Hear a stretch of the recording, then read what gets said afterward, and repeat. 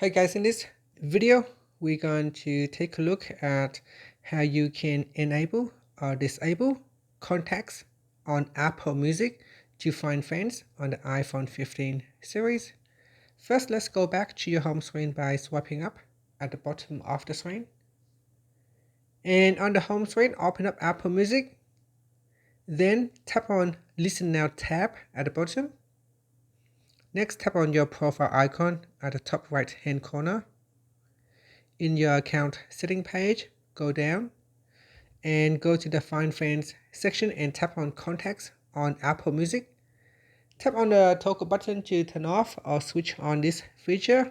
Now, so that Apple Music will periodically check the contacts on your devices to recommend new friends.